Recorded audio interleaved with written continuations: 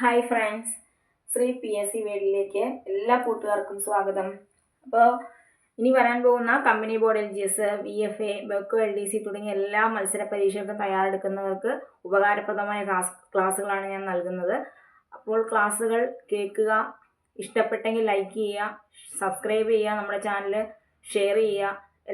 എല്ലാവരും maximum support ചെയ്യണം കേട്ടോ. ഓക്കെ, നമുക്ക് ഇന്നത്തെ ഒന്നാമത്തെ ക്വസ്റ്റ്യനിലേക്ക് ഞാൻ പോവുകയാണേ. സമയം കളയണ്ട. ഒന്നാമത്തെ ക്വസ്റ്റ്യൻ, സുഭാഷ് ചന്ദ്രബോസ് രൂപം നൽകിയ രാഷ്ട്രീയ പാർട്ടി ഏതാടാ? സുഭാഷ് ചന്ദ്രബോസ് രൂപം നൽകിയ രാഷ്ട്രീയ പാർട്ടി, സുഭാഷ് ചന്ദ്രബോസ് രൂപം നൽകിയ രാഷ്ട്രീയ പാർട്ടിയാണ് ഫോർവേഡ് ബ്ലോക്ക് അല്ലേ? Forward block. അങ്ങനെയാണെങ്കിൽ ഫോർവേഡ് ബ്ലോക്ക് എന്നൊരു പത്രം ഉണ്ടല്ലോ, ഫോർവേഡ് ബ്ലോക്ക് എന്ന പത്രം ഇല്ലേ, അത് സ്ഥാപിച്ചത് ആരാ? അത് നമ്മുടെ CR ദാസ് ആണ്. ആരാണ്? CR ദാസ് ആണ് കേട്ടോ. ഫോർവേഡ് ബ്ലോക്ക് എന്ന പത്രം സ്ഥാപിച്ചത് CR ദാസ് ആണ്. അങ്ങനെയാണെങ്കിൽ റാഡിക്കൽ ഡെമോക്രാറ്റിക് പാർട്ടി സ്ഥാപിച്ചത് ആരാന്നറിയോ? റാഡിക്കൽ ഡെമോക്രാറ്റിക് പാർട്ടി 1940 സ്ഥാപിച്ചത് അത് MN റോയി ആണ് കേട്ടോ. MN റോയി ആണ്. അതുപോലെ നമ്മുടെ രാമകൃഷ്ണ മിഷൻ ഇല്ലേ, 1897 രാമകൃഷ്ണ മിഷൻ സ്ഥാപിച്ചത് ആരാ? അത് നമ്മുടെ സ്വാമി വിവേകാനന്ദനാണ്. നവവിധാൻ ബ്രഹ്മസമാജം സ്ഥാപിച്ചതോ? നവവിധാൻ ബ്രഹ്മസമാജം സ്ഥാപിച്ചത് രാജാറാം മോഹൻ റോയി ഒന്നും അല്ല കേട്ടോ. അതാരാ? കേശവ് ചന്ദ്രസെൻ ആണ്. ബ്രഹ്മസമാജം എന്നാണെങ്കിൽ അത് നമ്മുടെ രാജാറാം മോഹൻ റോയി ആണ്. എന്നാൽ നവവിധാൻ ബ്രഹ്മസമാജം ആണെങ്കിൽ അത് കേശവ ചന്ദ്രസെൻ ആണ്. പഞ്ചാബ് നൗജവാൻ സഭയുടെ ആദ്യ സെക്രട്ടറി ആരായിരുന്നു? പഞ്ചാബ് നൗജവാൻ സഭ ആദ്യത്തെ സെക്രട്ടറി ആരാണത്? ഭഗത് സിംഗ് ആണ് കേട്ടോ. ഭഗത് സിംഗ് ആണ്. അനുശീലൻ സമിതി പ്രവർത്തിച്ചിരുന്നത് എവിടെയാടാ? അനുശീലൻ സമിതി പ്രവർത്തിച്ചിരുന്നത് എവിടെയാണ്? ബംഗാളിലാണ്. ബംഗാൾ. അങ്ങനെയാണെങ്കിൽ IITUCയുടെ ആദ്യ സമ്മേളനം നടന്ന എവിടെയാ? IITUCയുടെ ആദ്യ സമ്മേളനം അത് മുംബൈയിലാണ് കേട്ടോ. സത്യശോധക് സമാജ് ഓപ്ഷനിൽ ഉണ്ടായിരുന്നല്ലോ, നമ്മുടെ സത്യശോധക് സമാജ് ഉണ്ടായിരുന്നു ഓപ്ഷനിൽ. ഓക്കെ, ആ സത്യശോധക് സമാജ് രൂപീകരിച്ചത് ജ്യോതിബ ഫുലെയാണ്. ജ്യോതിബ ഫുലെയാണ് സത്യശോധക് സമാജ് രൂപീകരിച്ചത്. നമ്മുടെ ക്വസ്റ്റ്യൻ എന്തായിരുന്നടാ? സുഭാഷ് ചന്ദ്രബോസ് രൂപം നൽകുന്ന രാഷ്ട്രീയ പാർട്ടി ഏതായിരുന്നെന്നായിരുന്നു അല്ലേ? അത് ഫോർവേഡ് ബ്ലോക്ക് ആണെന്ന് നമ്മൾ പറഞ്ഞു. എന്നാൽ ഫോർവേഡ് ബ്ലോക്ക് എന്ന പത്രം ആരുടെയാ? അത് CR ദാസിന്റെ ആണെന്ന് പറഞ്ഞു. 1940 റാഡിക്കൽ ഡെമോക്രാറ്റിക് പാർട്ടി ആര് സ്ഥാപിച്ചു? MN റോയി സ്ഥാപിച്ചു. അതുപോലെ 1897 രാമകൃഷ്ണ മിഷൻ ആര് സ്ഥാപിക്കുന്നു? സ്വാമി വിവേകാനന്ദൻ സ്ഥാപിക്കുന്നു. നവവിധാൻ ബ്രഹ്മസമാജത്തിന്റെ സ്ഥാപകനാണ് കേശവ ചന്ദ്രസെൻ എന്ന് പറഞ്ഞു. പഞ്ചാബ് നൗജവാൻ സഭയുടെ ആദ്യ സെക്രട്ടറി ഭഗത് സിംഗ് ആണ്. അനുശീലൻ സമിതി പ്രവർത്തിച്ചു വന്നത് എവിടെയാണ്? അത് ബംഗാളിലാണെന്ന് പറഞ്ഞു. IITUCയുടെ ആദ്യ സമ്മേളനം മുംബൈയിലാണ് നടന്നതെന്ന് പറഞ്ഞു. സത്യശോധക് സമാജ് രൂപീകരിച്ചത് ആരാണ്? ജ്യോതിബ ഫുലെയാണ്. ഇത്രയും ഓക്കെ അല്ലേടാ? അടുത്ത ക്വസ്റ്റിനെ, ക്ഷേമരാഷ്ട്ര സങ്കല്പത്തെ കുറിച്ച് ഇന്ത്യൻ ഭരണഘടനയിൽ എവിടെയാണ് പ്രതിപാദിച്ചിരിക്കുന്നത്? ഇന്ത്യൻ ഭരണഘടന വളരെ വളരെ ഇമ്പോർട്ടൻ്റ് ആണ് അല്ലേ? ഭരണഘടന ഇമ്പോർട്ടൻ്റ് ആണ് നമ്മുടെ മത്സര പരീക്ഷകളിൽ. അപ്പൊ അങ്ങനെയാണെങ്കിൽ നമ്മുടെ ചോദ്യം എന്തായിരുന്നു? ക്ഷേമരാഷ്ട്ര സങ്കല്പത്തെ കുറിച്ച് ഇന്ത്യൻ ഭരണഘടനയിൽ എവിടെയാണ് പ്രതിപാദിച്ചിരിക്കുന്നത്? നമ്മുടെ നിർദ്ദേശക തത്വങ്ങളിലാണ്, DPSPയിലാണ് അല്ലെ? നിർദ്ദേശക തത്വങ്ങളിലാണ്, അല്ലെങ്കിൽ മാർഗനിർദ്ദേശക തത്വങ്ങളിൽ ആണ് പ്രതിപാദിച്ചിരിക്കുന്നത്. അങ്ങനെയാണെങ്കിൽ നിർദ്ദേശക തത്വങ്ങളെ നമുക്ക് എത്രയായിട്ട് തിരിക്കാൻ പറ്റും? നിർദ്ദേശക തത്വങ്ങളെ എത്രയായിട്ട് തിരിക്കാൻ പറ്റും? അതിനു മുമ്പ് നിർദ്ദേശക തത്വങ്ങൾ ഭരണഘടനയിൽ ഉൾപ്പെടുത്തിയ ഭാഗം ഏതാണ്? 4 ആണ് അല്ലെ? 4 ആണ്. മൗലിക അവകാശമാണെങ്കിൽ 3, മൗലിക കടമയാണെങ്കിൽ മാർഗനിർദ്ദേശ തത്വങ്ങളാണെങ്കിൽ 4, മൗലിക കടമയാണെങ്കിൽ 4A അങ്ങനെയാണ് അല്ലെ? മൗലിക അവകാശം 3-ാം ഭാഗം, DPSP ആണെങ്കിൽ 4, മൗലിക കടമയാണെങ്കിൽ 4A അങ്ങനെയാ വരുന്നത്. അപ്പോൾ DPSP ഉൾപ്പെട്ടിരിക്കുന്ന ഭാഗം എത്രയാണ്? 4-ാം ഭാഗത്തിലാണ്. അങ്ങനെയാണെങ്കിൽ നമ്മൾ പറഞ്ഞു നിർദ്ദേശക തത്വങ്ങളെ നമുക്ക് 3ആയിട്ട് തിരിക്കാൻ പറ്റും. ഏതൊക്കെയാ? Socialist, Gandhian, liberal intellectual. എന്താണ്? സോഷ്യലിസ്റ്റ്, ഗാന്ധിയൻ, ലിബറൽ ഇന്റലക്ച്വൽ എന്നിങ്ങനെ 3ആയിട്ട് തിരിക്കാം. ഓക്കെ, ഇന്ത്യ നിർദ്ദേശക തത്വങ്ങളുടെ ആശയത്തിന് പ്രചോദനം ഉൾക്കൊണ്ടിരിക്കുന്നത് ഐറിഷ് ഹോം റൂൾ പ്രസ്ഥാനത്തിൽ നിന്നാണ്. നമുക്കറിയാം നമ്മുടെ ഈ മാർഗനിർദ്ദേശക തത്വം എന്നൊരു ആശയം ഇന്ത്യ കടമെടുത്തിരിക്കുന്നത് എവിടെ നിന്നാ? അത് അയർലൻഡിൽ നിന്നുമാണ് അല്ലെ? അയർലൻഡിൽ നിന്നുമാണ്. എന്നാൽ മൗലിക അവകാശം കടമെടുത്തിരിക്കുന്നതോ അത് USA നിന്നാണ് അല്ലെ? മൗലിക കടമകളാണെങ്കിലോ അത് റഷ്യ അല്ലെങ്കിൽ USSR നിന്നാണ്. അത് നിങ്ങൾക്ക് അറിയാം. ഓക്കെ, അപ്പൊ ഇത്ര ഓർത്തിരിക്കുക, നമ്മുടെ നിർദ്ദേശക തത്വങ്ങൾ എന്നൊരു ആശയം ഇന്ത്യ കടം കൊണ്ടിരിക്കുന്നത് അയർലൻഡിൽ നിന്നാണ്. ഓക്കെ, അതുപോലെ തന്നെ മിനിമം വേജസ് ആക്ട് 43-ാം ഭരണഘടനാ അനുച്ഛേദത്തിൽ പ്രതിപാദിക്കുന്ന നിർദ്ദേശക തത്വത്തിന്റെ നിർവഹണമായി വിലയിരുത്തുന്നു. അപ്പോൾ നിർദ്ദേശക തത്വത്തിന്റെ നിർവഹണമായി വിലയിരുത്തുന്നത് എന്താണ്? നമ്മുടെ മിനിമം വേജസ് ആക്ട് 43-ാം ഭരണഘടനാ അനുച്ഛേദത്തിൽ പ്രതിപാദിക്കുന്നതാണ് എന്തെന്ന് പറയുന്നത്? മിനിമം വേജസ് ആക്ട് 43-ാം ആർട്ടിക്കിൾ ആണ് നിർദ്ദേശക തത്വത്തിന്റെ നിർവഹണമായിട്ട് വിലയിരുത്തുന്നത്. യൂണിഫോം സിവിൽ കോഡിനെ കുറിച്ച് പ്രതിപാദിക്കുന്നത് ഇതെല്ലാം നിർദ്ദേശക തത്വങ്ങളിൽ വരുന്നതാണ് അല്ലെ. ആർട്ടിക്കിൾ 44 എന്ന് പറയുന്നത് യൂണിഫോം സിവിൽ കോഡ് അല്ലെ, ഏകീകൃത സിവിൽ കോഡിനെ പറ്റി പറയുന്നതാണ്, നിങ്ങൾക്കറിയാം. അതുപോലെ തന്നെ 49 എന്താ പറയുന്നത്? പുരാതന സ്മാരകങ്ങളുടെ സംരക്ഷണമാണ് അല്ലെ. പുരാതന സ്മാരകങ്ങൾ സംരക്ഷിക്കുക എന്ന് വ്യവസ്ഥ ചെയ്യുന്ന അനുച്ഛേദമാണ് 49 എന്ന് പറയുന്നത്. ഇനി ഭരണഘടനയിൽ നിർദ്ദേശക തത്വങ്ങൾ ഉൾപ്പെടുത്തുന്നതിന് ശുപാർശ ചെയ്ത കമ്മിറ്റി ഏതാടാ? നിർദ്ദേശക തത്വങ്ങൾ ഭരണഘടനയിൽ ഉൾപ്പെടുത്തുന്നതിന് ശുപാർശ ചെയ്ത കമ്മിറ്റി സാപ്രൂവ് കമ്മിറ്റിയാണ് അല്ലെ. സാപ്രൂവ് കമ്മിറ്റിയാണ്. അങ്ങനെയാണെങ്കിൽ നമ്മുടെ മൗലിക കടമകളാണെങ്കിലോ, മൗലിക കടമകൾ ഭരണഘടനയിൽ ഉൾപ്പെടുത്താൻ കാരണമായ ഒരു കമ്മിറ്റി ഉണ്ടല്ലോ, അത് സ്വരൺ സിംഗ് കമ്മിറ്റിയാണ്. മാറിപ്പോവരുത്, സ്വരൺ സിംഗ് കമ്മിറ്റിയാണ്. നിർദ്ദേശക തത്വങ്ങൾ ഉൾപ്പെടുത്താൻ ശുപാർശ ചെയ്തത് സാപ്രൂവ് കമ്മിറ്റിയാണ്. ഓക്കെ. രാജ്യം പിന്തുടരേണ്ട മഹത്തായ ആശയങ്ങൾ, അതുപോലെ മാർഗങ്ങൾ, ലക്ഷ്യങ്ങൾ ഒക്കെ പ്രതിപാദിക്കുന്നതാണ് ഈ മാർഗനിർദ്ദേശ തത്വങ്ങൾ. അപ്പോൾ മാർഗനിർദ്ദേശ തത്വങ്ങൾ പറയുന്ന കാര്യങ്ങൾ എന്തൊക്കെയാണ്? രാജ്യം പിന്തുടരേണ്ട മഹത്തായ ആശയങ്ങളും മാർഗങ്ങളും ലക്ഷ്യങ്ങളുമാണ്. ഓക്കെ. അപ്പോൾ ഈ ക്വസ്റ്റ്യൻ ക്ലിയർ ആയല്ലോ. രണ്ടാമത്തെ ക്വസ്റ്റ്യൻ ക്ലിയർ ആയല്ലോ. ക്ഷേമരാഷ്ട്ര സങ്കല്പത്തെക്കുറിച്ച് ഇന്ത്യൻ ഭരണഘടനയിൽ എവിടെയാണ് പ്രതിപാദിച്ചിരിക്കുന്നതെന്ന് ചോദിച്ചാൽ പറയണം, അത് നിർദ്ദേശക തത്വങ്ങളിലാണ്. ഓക്കെ അല്ലേടാ? അതിന് നമുക്ക് മൂന്നാമത്തെ ക്വസ്റ്റ്യനിലേക്ക് പോവാം. കേരളത്തിന്റെ വനമേഖലയുമായി ബന്ധപ്പെട്ട് നൽകിയിരിക്കുന്ന പ്രസ്താവനകളിൽ ശരിയായത് തിരിച്ചറിയുക. കേരളത്തിന്റെ വനമേഖലയുമായി ബന്ധപ്പെട്ടതിൽ ശരിയായവയാണ് തിരിച്ചറിയേണ്ടത് കേട്ടോ. അങ്ങനെയാണെങ്കിൽ ഒന്നാമത്തെ പ്രസ്താവന കേട്ടോ. കേരളത്തിൽ വനഭൂമി ഏറ്റവും കുറവുള്ള ജില്ല എറണാകുളമാണ്. കേൾക്കുമ്പോൾ തന്നെ എന്തോ ഒരു മിസ്റ്റേക്ക് ഉണ്ടല്ലേ. കേരളത്തിൽ വനഭൂമി ഏറ്റവും കുറവുള്ള ജില്ല എറണാകുളമാണോ? നമുക്ക് ശരിയും തെറ്റും പറഞ്ഞു പോവാവേ. ആണോ? അല്ല, അത് തെറ്റാണല്ലേ, തെറ്റാണത്. അടുത്ത ഇതാണ് പ്രസ്താവനയാണ്. കേരള ഫോറസ്റ്റ് റിസർച്ച് ഇൻസ്റ്റിറ്റ്യൂട്ടിന്റെ ആസ്ഥാനം കൊച്ചിയാണ്.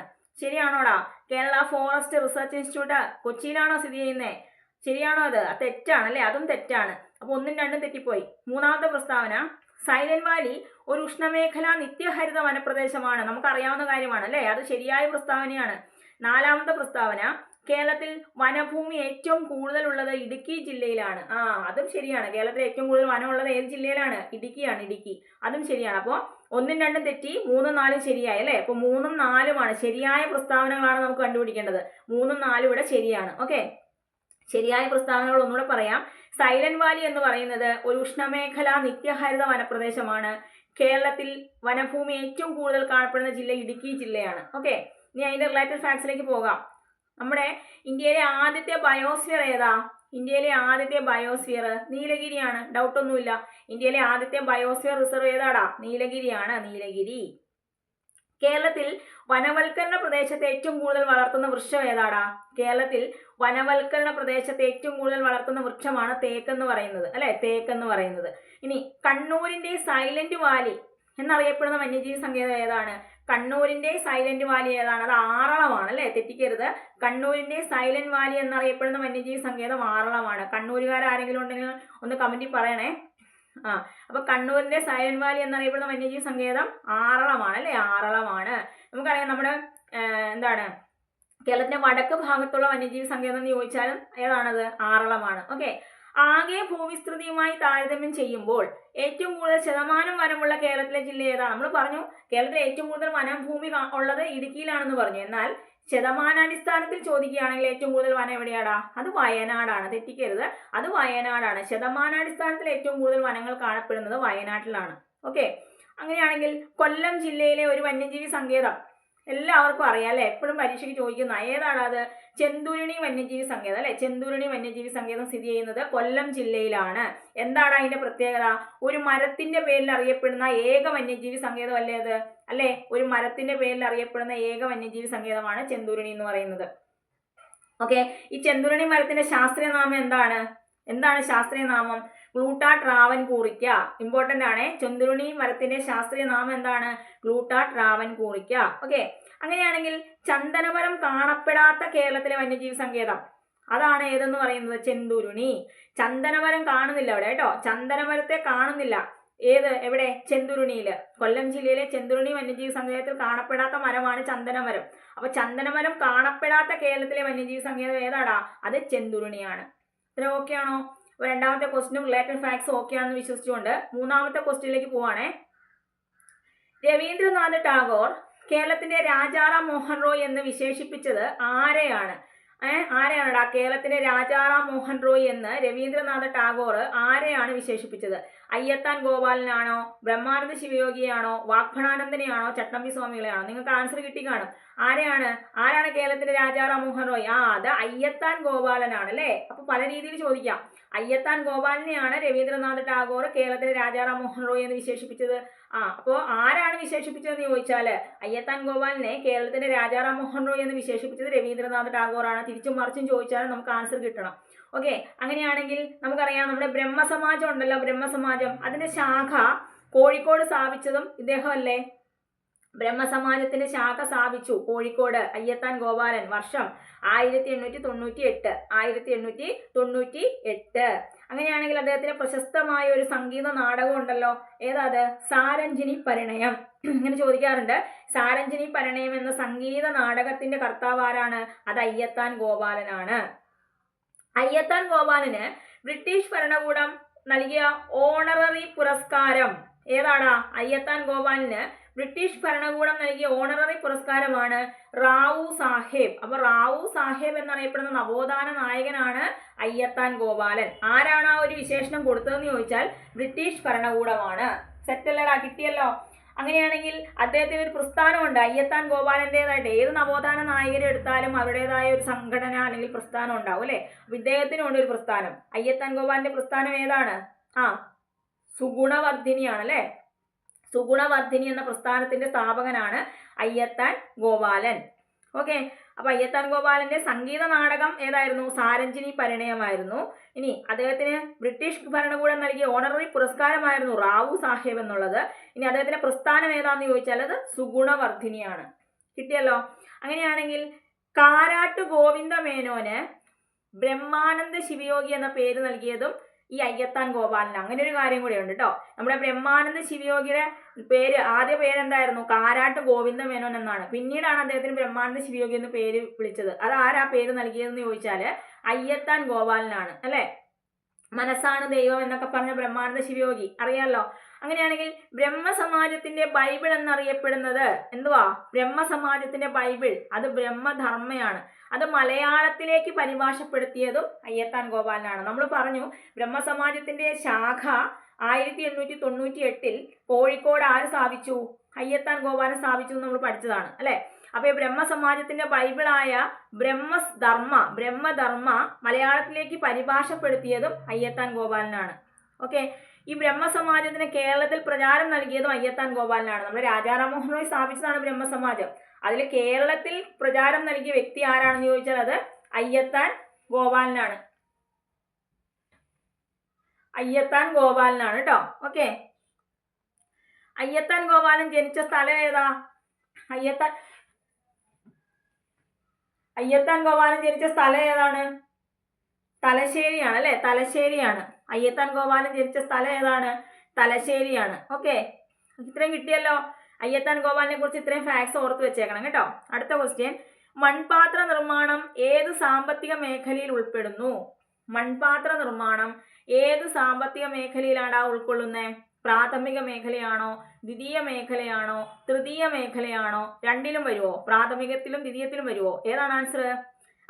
ദ്വിതീയ മേഖലയാണ് അല്ലെ? മൺപാത്ര നിർമ്മാണം എന്ന് പറയുമ്പോൾ അത് ദ്വിതീയ മേഖലയിലാണ് വരുന്നത്. ഓക്കെ, ഞാൻ ചോദിക്കട്ടെ, ഖനനം എന്ന് പറയുന്നത് സമ്പദ് വ്യവസ്ഥയുടെ ഏത് മേഖലയിലാണ് ഉൾപ്പെടുന്നത്? ഖനനം എന്ന് പറയുന്നത് അത് പ്രാഥമിക മേഖലയല്ലേടാ? സമ്പദ് വ്യവസ്ഥയുടെ പ്രാഥമിക മേഖലയിലാണ് ഖനനം ഉൾപ്പെടുന്നത്. വ്യവസായങ്ങളൊക്കെ വരുന്നത് ഏത് മേഖലയാ? ദ്വിതീയ മേഖലയാണ്. അതുകൊണ്ടാണ് മൺപാത്ര നിർമ്മാണമൊക്കെ ദ്വിതീയ മേഖലയിൽ വന്നത്. ഓക്കെ, അപ്പൊ വ്യവസായങ്ങളൊക്കെ സമ്പദ് വ്യവസ്ഥയുടെ ദ്വിതീയ മേഖലയിലാണ് ഉൾപ്പെടുന്നത്. ഓക്കെ, റിയൽ എസ്റ്റേറ്റ് ആണെങ്കിലോ അത് തൃതീയ മേഖലയാ. ഓക്കെ, റിയൽ എസ്റ്റേറ്റ് തൃതീയ മേഖലയാണ്. അതുപോലെ തന്നെ വനമൊക്കെ വരുന്നത് ഏതിനകത്താ? പ്രാഥമിക മേഖലയിലാണ്. ഓക്കെ, വനപരിപാലനം വരുന്നത് പ്രാഥമിക മേഖലയിലാണ്. ഇനി വൈദ്യുതി, ഗ്യാസ്, ജലവിതരണം ഇതൊക്കെ ദ്വിതീയ മേഖലയാണ് കേട്ടോ. വൈദ്യുതി, ഗ്യാസ്, ജലവിതരണം അങ്ങനെയുള്ള വ്യവസായങ്ങളെ സംബന്ധിക്കുന്ന എല്ലാ കാര്യങ്ങളും ദ്വിതീയ മേഖലയിലാണ് വരുന്നത്. ഇനി ഇൻഫർമേഷൻ ടെക്നോളജി ഏതാണ്? തൃതീയ മേഖലയാണ് കേട്ടോ. ഇൻഫർമേഷൻ ടെക്നോളജി തൃതീയ മേഖലയാണ്. നമ്മൾ പറഞ്ഞില്ലേ റിയൽ എസ്റ്റേറ്റ് തൃതീയ മേഖലയിലാണെന്ന് പറഞ്ഞു. അതുപോലെ തന്നെ ഇൻഫർമേഷൻ ടെക്നോളജി ഒക്കെ വരുന്നത് തൃതീയ മേഖലയിലാണ്. ഓക്കെ, അങ്ങനെയാണെങ്കിൽ ഇന്ത്യയുടെ ദേശീയ വരുമാനത്തിൽ ഏറ്റവും അധികം സംഭാവന ചെയ്യുന്നത് ഏത് മേഖലയാണെന്ന് ചോദിച്ചാൽ ഏത് പറയും നിങ്ങൾ? ഏത് പറയും? ഇന്ത്യയുടെ ദേശീയ വരുമാനത്തിൽ ഏറ്റവും അധികം സംഭാവന ചെയ്യുന്നത് തൃതീയ മേഖലയാണ് കേട്ടോ. തൃതീയ മേഖലയാണ്. ഓക്കെ, ഇനി ഇന്ത്യയുടെ ദേശീയ വരുമാനത്തിൽ ഏറ്റവും അധികം സംഭാവന ചെയ്യുന്ന രണ്ടാമത്തെ മേഖലയാണ് ദ്വിതീയ മേഖല. ചോദിക്കുവേ, ഇന്ത്യയുടെ ദേശീയ വരുമാനത്തിൽ ഏറ്റവും അധികം സംഭാവന ചെയ്യുന്നത് തൃതീയ മേഖലയും രണ്ടാമതായിട്ട് സംഭാവന ചെയ്യുന്നത് ദ്വിതീയ മേഖലയുമാണ്. ഓക്കെ, കിട്ടിയോ? എന്നാൽ കേട്ടോണേ, ഇന്ത്യയിൽ ഏറ്റവും കൂടുതൽ തൊഴിൽ ലഭ്യതയുള്ളത് പ്രാഥമിക മേഖലയിലാണ്. ചോദിക്കും കേട്ടോ, കൺഫ്യൂഷൻ ആക്കാനായിട്ട് അങ്ങോട്ടും ഇങ്ങോട്ടും തിരിച്ചും മറിച്ചൊക്കെ ചോദിക്കും. ഇന്ത്യയിൽ ഏറ്റവും കൂടുതൽ തൊഴിൽ ലഭ്യതയുള്ളത് പ്രാഥമിക മേഖലയിലാണ്. എന്നാൽ ഇന്ത്യയുടെ ദേശീയ വരുമാനത്തിൽ ഏറ്റവും അധികം സംഭാവന നൽകുന്നത് തൃതീയ മേഖലയും രണ്ടാമതായി സംഭാവന ചെയ്യുന്നത് ദ്വിതീയ മേഖലയുമാണ്. എന്നാൽ ഇന്ത്യയിൽ ഏറ്റവും കൂടുതൽ തൊഴിൽ ലഭ്യതയുള്ളത് പ്രാഥമിക മേഖലയിലാണ്. ഓർത്ത് വെച്ചേക്കണം, നോട്ട് ചെയ്യണം. ഓക്കെ, ഇപ്പൊ തന്നെ പഠിച്ചു പോകണം കേട്ടോ. അടുത്ത ഒരു ക്വസ്റ്റ്യനിലേക്ക് നമുക്ക് പോകാം. ഒരു വസ്തുവിന് അതിന്റെ ചലനം കൊണ്ട് ലഭ്യമാകുന്ന ഊർജം മനസ്സിലേക്ക് വന്നല്ലോ, ഗതികോർജമാണ് അല്ലെ. ഗതികോർജം താഴെ തന്നിരിക്കുന്നതിൽ എന്തിനെയെല്ലാം ആശ്രയിക്കുന്നു എന്നാണ് നമ്മുടെ ക്വസ്റ്റ്യൻ. എന്താണ്? ഒരു വസ്തുവിന് അതിന്റെ ചലനം കൊണ്ട് ലഭ്യമാകുന്ന ഊർജമാണ് ഗതികോർജം. ഗതികോർജം എന്തിനെയെല്ലാം ആശ്രയിച്ചിരിക്കുന്നു? ഉയരം, മാസ്, പ്രവേഗം, ഗുരുത്വാകർഷണ ബലം. ഇത്രയാണ് ഓപ്ഷനിൽ തന്നിരിക്കുന്നത്. ഏതാണ് ആൻസർ? ഇതിനകത്ത് ഏതിനൊക്കെയാണ് നമ്മുടെ ഗതികോർജം ആശ്രയിച്ചിരിക്കുന്നതെന്ന് ചോദിച്ചാൽ നിങ്ങൾ ഏത് പറയും? അതായത് മാസിനെ ആശ്രയിക്കുന്നുണ്ട്, പ്രവേഗത്തെ ആശ്രയിക്കുന്നുണ്ട്. എന്തുകൊണ്ടാണ് അങ്ങനെ പറയാൻ കാര്യം? ഗതികോർജം എന്താണ്? Kinetic energy equal to half mv² എന്ന് നമ്മൾ പഠിച്ചിട്ടുണ്ട്. ഇക്വേഷൻ ഉണ്ട് അല്ലേ? ഗതികോർജം കാണാനുള്ള ഇക്വേഷൻ എന്താണ്? ഹാഫ് mv² എന്നാണ്. അതിന്റെ അർത്ഥം എന്താണ്? ഗതികോർജം ഒരു വസ്തുവിന്റെ എന്തിനേക്ക് ആശ്രയിച്ചിരിക്കുന്നു എന്നാണ്? മാസ്, പ്രവേഗം. ഇനി പ്രവേഗമാറ്റത്തിന്റെ നിരക്കിനെ എന്താണ് വിളിക്കുന്നത്? പ്രവേഗമാറ്റത്തിന്റെ നിരക്കിനെ നമ്മൾ എന്ത് വിളിക്കും? ത്വരണം എന്ന് വിളിക്കും അല്ലെ. ത്വരണം എന്ന് വിളിക്കും. ഉയരം കൂടുന്നതിനനുസരിച്ച് ഒരു വസ്തുവിന്റെ സ്ഥിതികോർജം, ശ്രദ്ധിക്കുക, ഒരു വസ്തുവിനെ അതിന്റെ സ്ഥാനം മൂലം ലഭിക്കുന്നതാണ് സ്ഥിതികോർജം അല്ലെ. സ്ഥാനം മൂലം ലഭിക്കുന്നതാണ് സ്ഥിതികോർജം. അത് ഉയരം കൂടുന്നതിനനുസരിച്ച് എങ്ങനെയായിരിക്കും? അത് കൂടി വരും അല്ലെ. ഉയരം കൂടുന്നതിനനുസരിച്ച് ഒരു വസ്തുവിന്റെ സ്ഥിതികോർജം വർദ്ധിക്കുന്നു. പഠിച്ചു വെക്കണം, വർദ്ധിക്കുന്നു. ഓക്കെ, ഇനി പ്രപഞ്ചത്തിലെ ഏറ്റവും ശക്തി കുറഞ്ഞ ബലം ഏതാ? ഗുരുത്വാകർഷണ ബലമാണ് അല്ലെ. പ്രപഞ്ചത്തിലെ ഏറ്റവും ശക്തി കുറഞ്ഞ ബലം ഗുരുത്വാകർഷണ ബലമാണ്. അപ്പൊ ശക്തി കൂടിയത് ഏതായിരിക്കും? ന്യൂക്ലിയർ ബലമാണ്. പഠിച്ചോ? പ്രപഞ്ചത്തിലെ ഏറ്റവും ശക്തി കുറഞ്ഞത് ഗുരുത്വാകർഷണ ബലവും ശക്തി കൂടിയത് ന്യൂക്ലിയർ ബലവുമാണ്. മാറിപ്പോവരുത്. അങ്ങനെയാണെങ്കിൽ ഭൂമിയുടെ അന്തരീക്ഷ പാളിയെ പിടിച്ചു നിർത്തുന്ന ബലം ഏതായിരിക്കും? അല്ലെങ്കിൽ ഇപ്പൊ നമ്മള് ഭൂമിയുടെ കേന്ദ്രത്തിലേക്ക് അത് എല്ലാ വസ്തുക്കളെയും ആകർഷിക്കുന്നുണ്ട്. എന്തുകൊണ്ടാ? ഗുരുത്വാകർഷണ ബലം നിമിത്തമല്ലേ. അപ്പൊ ഭൂമിയുടെ അന്തരീക്ഷ പാളിയെ പിടിച്ചു നിർത്തുന്ന ബലം ചോദിച്ചാലും ഏതാണടാ? അത് ഗുരുത്വാകർഷണ ബലമാണ്. ഓക്കെ, ഭൂമിയുടെ ഉള്ളിലേക്ക് പോകുന്തോറും ഈ ഗുരുത്വാകർഷണ ബലത്തിന് എന്ത് സംഭവിക്കുന്നു? ചിന്തിച്ചിട്ടുണ്ടോ നിങ്ങൾ? ഭൂമിയുടെ ഉള്ളിലേക്ക് പോകുന്തോറും ഗുരുത്വാകർഷണ ബലം കുറയുന്നു. ഭൂമിയുടെ ഉള്ളിലേക്ക് പോകുന്തോറും ഗുരുത്വാകർഷണ ബലം കുറയുന്നു. ഭൂകേന്ദ്രത്തിൽ ആകർഷണ ബലം എന്തായിരിക്കും? അതിന്റെ വാല്യൂ എന്ന് പറയുന്നത് ഭൂകേന്ദ്രത്തിലെ ആകർഷണ ബലം എന്ന് പറയുന്നത് എന്തായിരിക്കും? എത്രയായിരിക്കും? 0 ആയിരിക്കും കേട്ടോ. 0 ആയിരിക്കും. സെറ്റ് അല്ലേ? ഓക്കെ അല്ലേ? അപ്പോ ഗതികോർജം, സ്ഥിതികോർജം ഓർക്കുക. ഒരു വസ്തുവിന്റെ ചലനം മൂലമാണെങ്കിൽ അത് ഗതികോർജം, അതിന്റെ സ്ഥാനം മൂലമാണെങ്കിൽ അത് സ്ഥിതികോർജം. ഓക്കെ, അപ്പോൾ ഗതികോർജം കാണാനുള്ള ഇക്വേഷൻ ഹാഫ് mv². അപ്പോൾ ഒരു വസ്തുവിന്റെ ഗതികോർജം എന്ന് പറയുന്നത് അതിന്റെ എന്തിനെല്ലാം ആശ്രയിക്കുന്നു എന്ന് ചോദിച്ചാൽ മാസിനെ ആശ്രയിക്കുന്നുണ്ട്, പ്രവേഗത്തെ ആശ്രയിക്കുന്നുണ്ട്. ഓക്കെ അല്ലേ? സെറ്റ് അല്ലേ? ഓക്കെ, അടുത്ത ക്വസ്റ്റിനെ. ഇന്ത്യയിലെ ഏറ്റവും ഉയരമുള്ള കൊടുമുടിയായ മൗണ്ട് കെ2 സ്ഥിതി ചെയ്യുന്നത്, ഇന്ത്യയിലെ ഏറ്റവും ഉയരമുള്ള കൊടുമുടിയാണ് മൗണ്ട് കെ2 അല്ലെങ്കിൽ ഗോഡ്വിൻ ഓസ്റ്റിൻ എന്നൊക്കെ പറയുന്നത് അല്ലേ. അത് എവിടെയാണ് സ്ഥിതി ചെയ്യുന്നത്? അത് കാരക്കോറം മലനിരകളിലാണ് അല്ലെ. കാരക്കോറത്താണ് സ്ഥിതി ചെയ്യുന്നത്. കാരക്കോറം മലനിരകളിലാണ്. അങ്ങനെയാണെങ്കിൽ കാരക്കോറത്തിന്റെ തെക്ക് ഭാഗത്തായി സ്ഥിതി ചെയ്യുന്ന ഒരു പർവ്വതനിരയുണ്ട്. അതാണ് പിർപ്പാഞ്ചൽ അല്ലെ, പിർപ്പാഞ്ചൽ എന്നറിയപ്പെടുന്നത്. കാരക്കോറത്തിന്റെ തെക്ക് ഭാഗമാണ് പിർപ്പാഞ്ചൽ.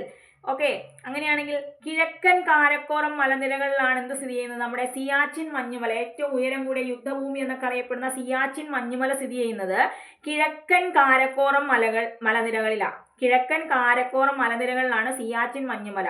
ഓക്കെ, ഇനി ഇന്ത്യയുടെ മധ്യഭാഗത്തുള്ള പർവ്വതം ഏതാടാ? വിന്ധ്യ നിരകളാണ്. ഇന്ത്യയുടെ മധ്യഭാഗത്ത് സ്ഥിതി ചെയ്യുന്ന പർവ്വതം ഏതാന്ന് ചോദിച്ചാൽ അത് ഏതാണ്? വിന്ധ്യയാണ്, വിന്ധ്യ. ഓക്കെ, നമ്മുടെ കൊടൈക്കനാൽ ഉണ്ടല്ലോ, കൊടൈക്കനാൽ സ്ഥിതി ചെയ്യുന്നത് എവിടെയാണെന്നറിയോ? പഴനിമല, പഴനിമലയിലാണ്. പഴനിമലകളിലാണ് എന്ത് സ്ഥിതി ചെയ്യുന്നത്? കൊടൈക്കനാൽ സ്ഥിതി ചെയ്യുന്നതെന്ന് ഓർക്കുക. അതുപോലെ തന്നെ നമ്മുടെ നർമ്മദ, താപ്തി, പടിഞ്ഞാറോട്ട് ഒഴുകുന്ന ഉപദ്വീപീയ നദികളാണ് നർമ്മദയും താപ്തി എന്ന് പറയുന്നത്. ഇതിന്റെ ഇടയിലുള്ള പർവ്വതനിര ഏതാ? അത് സത്പുരയാണ് അല്ലെ. നർമ്മദയ്ക്കും താപ്തിക്കും ഇടയിലുള്ള പർവ്വതനിര ഏതാണ്? സത്പുരയാണ്. അതുപോലെ നമ്മുടെ ചിറാപുഞ്ചി ഇല്ലേ, ചിറാപുഞ്ചി, ചിറാപുഞ്ചി സ്ഥിതി ചെയ്യുന്നത് എവിടെയാണ്? ഖാസി മലനിരകളിലാണ്. ചിറാപുഞ്ചി സ്ഥിതി ചെയ്യുന്നത് ഖാസി മലനിരകളിലാണ്. ഭൂമുഖത്ത് ഇന്നുള്ളതിൽ വെച്ച് ഏറ്റവും പ്രാചീനമായ പർവ്വതനിര ഏതാണ്? ആരവല്ലിയാണ്. ഭൂമുഖത്ത് ഇന്നുള്ളതിൽ വെച്ച് ഏറ്റവും പ്രാചീനമായ പർവ്വതനിര ആരവല്ലിയാണ് കേട്ടോ, ആരവല്ലി. ഇനി റുഡ്യാർഡ് കിപ്ലിങ്ങിന്റെ നോവലാണ് കിം എന്ന് പറയുന്നത്. ഈ നോവലിലെ ഏത് പർവ്വതനിരയെ പറ്റിയാണ് പറയുന്നത്? റുഡ്യാർഡ് കിപ്ലിങ്ങിന്റെ കിം എന്ന നോവലിൽ പരാമർശിച്ചിരിക്കുന്ന പർവ്വതനിര കാരക്കോറമാണ്. ഈ കാരക്കോറത്തിലാണ് എന്ത് സ്ഥിതി ചെയ്യുന്നത് നമ്മൾ പറഞ്ഞു? ഇന്ത്യയിലെ ഉയരം കൂടിയ കൊടുമുടിയായ ഗോൾഡ്വിൻ ഓസ്റ്റിൻ അല്ലെങ്കിൽ എന്താണ് മൗണ്ട് ഗേറ്റ് സ്ഥിതി ചെയ്യുന്നത് കാരക്കോറത്താണെന്ന് നമ്മൾ പറഞ്ഞില്ലേ. അപ്പോൾ റുഡ്യാർഡ് കിപ്ലിങ്ങിന്റെ കിം എന്ന നോവലിൽ പരാമർശിച്ചിരിക്കുന്നത് കാരക്കോറം മലനിരകളെ കുറിച്ചാണ്. ഒന്ന് ഓർത്ത് വെച്ചേക്കണേ. ഓക്കെ ആണല്ലോ, ഇത്രയും സെറ്റ് അല്ലേ? ലാസ്റ്റ് ക്വസ്റ്റ്യനിലേക്ക് പോവാണേ. തന്നിരിക്കുന്ന പദാർത്ഥങ്ങളിൽ ഏതിൽ നിന്നാണ് വളരെ എളുപ്പത്തിലും വേഗത്തിലും ചെലവ് കുറഞ്ഞ രീതിയിലും സിങ്ക് വേർതിരിച്ചെടുക്കാൻ കഴിയുന്നത്? തന്നിരിക്കുന്ന പദാർത്ഥങ്ങളിൽ ഏതിൽ നിന്നാണ് വളരെ എളുപ്പത്തിലും വേഗത്തിലും ചെലവ് കുറഞ്ഞ രീതിയിലും സിങ്ക് വേർതിരിച്ചെടുക്കാൻ കഴിയുന്നത്? ബോക്സൈറ്റിൽ നിന്നാണോ, ടിൻസ്റ്റോണിൽ നിന്നാണോ, കലാമിൽ നിന്നാണോ? ഏതാ? നിങ്ങൾക്ക് കിട്ടി, ആൻസർ കിട്ടി അല്ലേ? കലാമിനാണ്. കാരണം എന്താ? സിങ്കിന്റെ ഏറ്റവും പ്രധാനപ്പെട്ട അയിരം എന്നറിയപ്പെടുന്നത് കലാമിനാണ് അല്ലെ. കലാമിൻ പരീക്ഷയ്ക്ക് എപ്പോഴും ചോദിക്കുന്നതാണ്, കലാമിൻ. അപ്പൊ ഈ കണ്ണിന്റെ തിളക്കത്തിന് കാരണമായ ലോഹം അല്ലേടാ സിങ്ക്. കണ്ണിന്റെ തിളക്കത്തിന് കാരണമാവുന്നു. അതുപോലെ കണ്ണുനീരിൽ അടങ്ങിയിരിക്കുന്നതൊക്കെ സിങ്കാണ്. ഓക്കെ, അങ്ങനെയാണെങ്കിൽ അലൂമിനിയത്തിന്റെ അയിരാണ്, നമ്മുടെ ഓപ്ഷനിലുണ്ടായിരുന്നു. അലൂമിനിയത്തിന്റെ അയിരാണ് ബോക്സൈറ്റ്. ബോക്സൈറ്റ് കൂടാതെ വേറൊരു അയിര് പറഞ്ഞു അലൂമിനിയത്തിന്റെ, ക്രയോലൈറ്റ് അല്ലെ, ക്രയോലൈറ്റ്.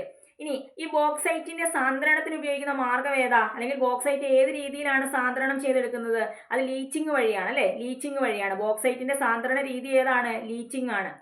കാൽസ്യത്തിന്റെ അയിര ഏതാടാ? കാൽസൈറ്റ് ആണ്. കാൽസ്യത്തിന്റെ അയിര ഏതാണ്? കാൽസൈറ്റ് ആണ്. കാൽസ്യത്തിന്റെ അയിര ഏതാണ്? കാൽസൈറ്റ്. പൊട്ടാസ്യത്തിന്റെ അയിരാണെങ്കിൽ കാർണലൈറ്റ് ആണ് അല്ലെ. പൊട്ടാസ്യം കാർണലൈറ്റ് ആണ്. നിക്കലിന്റെ ആണെങ്കിലോ ഗാർണിയറ്റൈറ്റ് ആണ് കേട്ടോ. ഗാർണിയറ്റൈറ്റ് ആണ് നിക്കല്. നിക്കലിന്റെ അയിര് ഗാർണിയറ്റൈറ്റ് ആണ്. ഏറ്റവും കാഠിന്യം കുറഞ്ഞ ലോഹം ഏതാടാ? ഏറ്റവും കാഠിന്യം കുറഞ്ഞ ലോഹം ഏതാ? അത് സീസിയമാണ് കേട്ടോ. സീസിയമാണ്. ഏറ്റവും കാഠിന്യം കുറഞ്ഞ ലോഹം സീസിയമാണ്. അപ്പോൾ ഓർത്ത് വെച്ചേക്കുക, കണ്ണിന്റെ തിളക്കത്തിന് ആകുന്നു, കണ്ണുനീരിൽ അടങ്ങിയിരിക്കുന്ന ലോഹം എന്നൊക്കെ ചോദിച്ചാൽ അത് സിങ്കാണ്. അലൂമിനിയത്തിന്റെ അയിരായ ബോക്സൈറ്റിനെ സാന്ദ്രീകരിച്ചെടുക്കുന്ന രീതി ലീച്ചിങ് വഴിയാണെന്ന് പറഞ്ഞു. ഇത് നമ്മൾ കാൽസ്യത്തിന്റെ അയിര ഏതാണെന്ന് പറഞ്ഞു. ഏതാ? കാൽസൈറ്റ് ആണ്. പൊട്ടാസ്യത്തിന്റെ ഏതാണ്? കാർണലൈറ്റ് ആണ്. നിക്കലിന്റെ ഏതാണ്? ഗാർണിയറ്റൈറ്റ് ആണ്. ഏറ്റവും കാഠിന്യം കുറഞ്ഞ ലോഹം ഏതാന്ന് പറഞ്ഞു? സീസിയം ആണെന്ന് പറഞ്ഞു. ഓക്കെ, അപ്പൊ എല്ലാവരും നന്നായിട്ട് പഠിക്കുക. സമയം ഒന്നും നഷ്ടപ്പെടുത്താതെ പഠിക്കാൻ ശ്രമിക്കുക. നമുക്ക് നല്ല അവസരങ്ങളാണ് 2026 PSC തന്നിരിക്കുന്നത്. അപ്പോൾ അത് മാക്സിമം നമ്മൾ ഉപയോഗിക്കുക കേട്ടോ. സമയമൊന്നും വെറുതെ കളയരുത്. നന്നായിട്ട് പഠിച്ച് നല്ലൊരു സർക്കാർ ജോലിയിലെത്താൻ നിങ്ങൾക്ക് എല്ലാവർക്കും കഴിയട്ടെ എന്ന് ആത്മാർത്ഥമായി പ്രാർത്ഥിച്ചുകൊണ്ട് ഞാൻ ഇന്ന് എൻ്റെ ക്ലാസ് വൈൻഡപ്പ് ചെയ്യുവാണേ. Tata, bye by.